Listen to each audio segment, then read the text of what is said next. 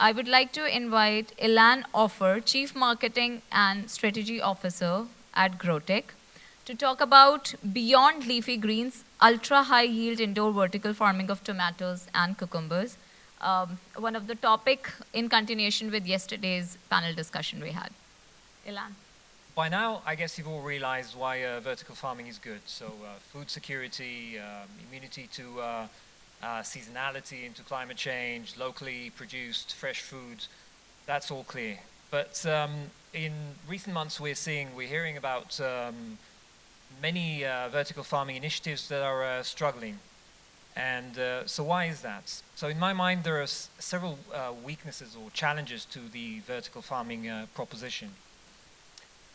So first off, everybody's doing leafy greens, you've seen, which is natural because that's the easiest crop to grow, especially indoors.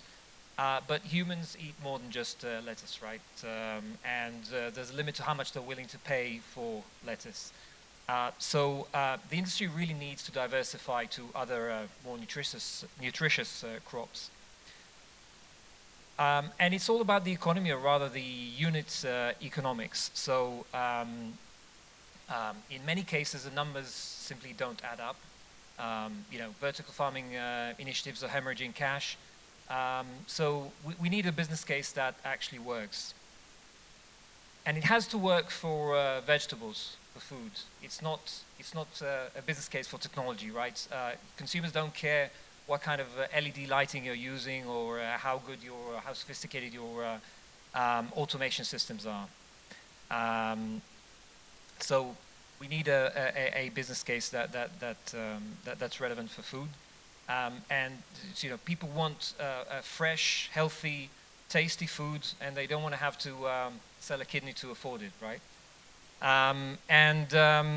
Finally, like any new industry or new technology, you have to identify your early adopters. It's at least for a while, it won't work everywhere, it won't work for everyone.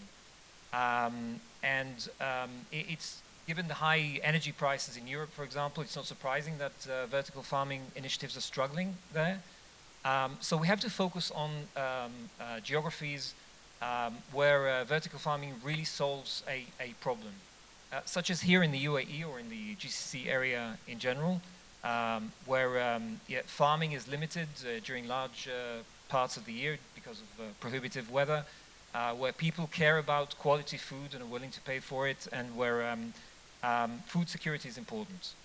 So we at Grow-tec have set out to tackle these issues, and we've set out to crack the formula for making fruiting vegetables, or growing fruiting vegetables, economically. We're actually doing that in our pilot facility of 170 square meters using our own patented technology. And we've been able to reach, for tomatoes and cucumbers, we've reached yields per square meter that are 10 times beyond what is done, what can be achieved by alternatives, usually greenhouses. We're talking about 500 kilos per square meter annually for tomatoes and 800 for cucumbers. Just for comparison, greenhouses can normally, best of them can go up to 50, maybe 80, and even that's not true year-round.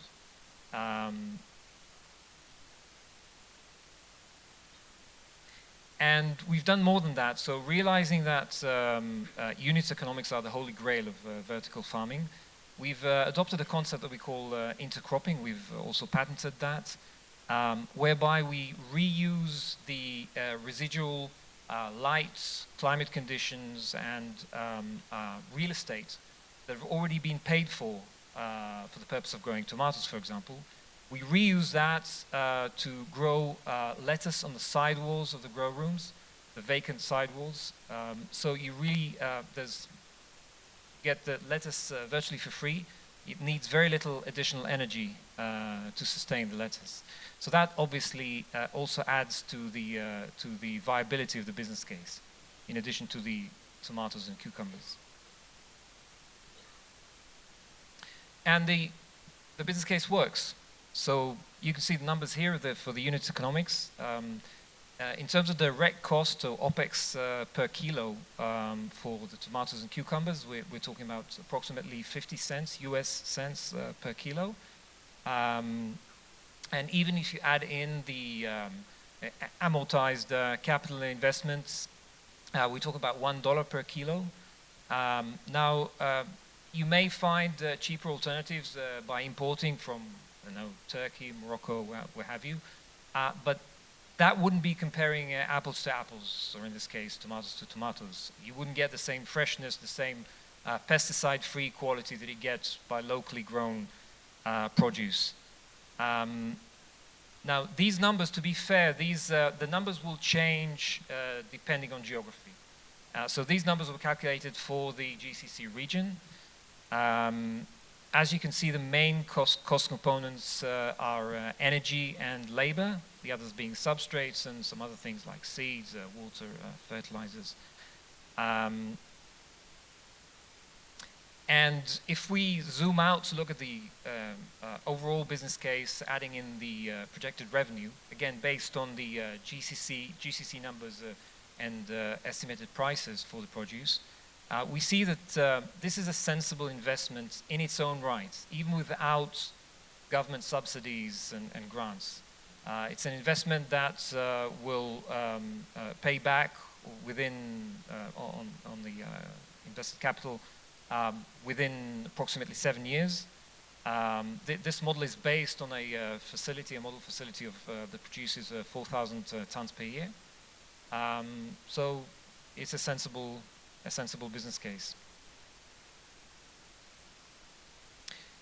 So what is the secret sauce? So how do we achieve such high yields and superior quality?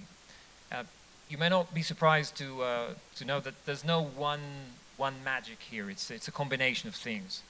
For example, we use horizontal trellising of the plants, which maximizes the density of the clusters, the vegetable clusters, and then we stack them up vertically to take full advantage of the available space. We also position the plants in a unique fashion such that there's no part of the stem that is bare, that has no vegetables on it. And we manage the growth cycles in a way that we take advantage of the most productive phases of the growth. And all that's monitored, controlled, and regulated automatically by measuring various parameters such as temperature, humidity, CO2 level, light intensity, and so on. And so in order to achieve optimum quality in terms of flavor, firmness, size, color, and sugar content. And since we're growing indoors using state-of-the-art non-thermal plasma disinfection and advanced filters, there's no pollutants in the room, no pests, so you don't need any pesticides. This is also the most water-efficient way of growing vegetables, not only compared to open field farming, but even compared to high-tech greenhouses. We can conserve more than 90% of the water in comparison using advanced techniques such as humidity harvesting. So to summarize, we enable growing the entire salad, the tomatoes, the cucumbers, and the leafy greens in one place, locally, year-round, no seasons, no climate constraints. You get premium quality and with zero pesticides, clean produce, minimal water consumption, conserving more than 90% of the water, and the business case actually works for the GCC region. You're welcome to come meet us in booth 189. That's the first one in your right when you enter the exhibition grounds. And I'll leave you off with a very short video so that you can actually see with your own eyes what our facility looks like. Is that okay?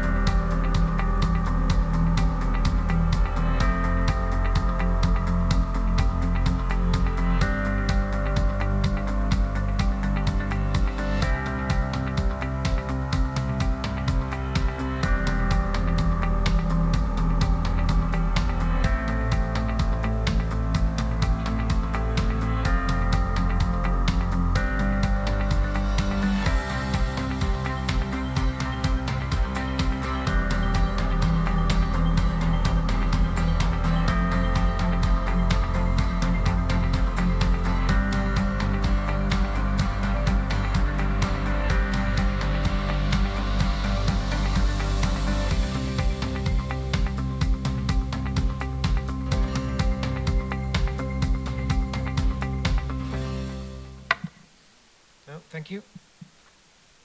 Thank you, Ilan. Exploring such diverse use cases not only widens the scope of possibilities, but also demonstrates the scalability and adaptability of vertical farming methods across various produce, maybe strawberries in future as well.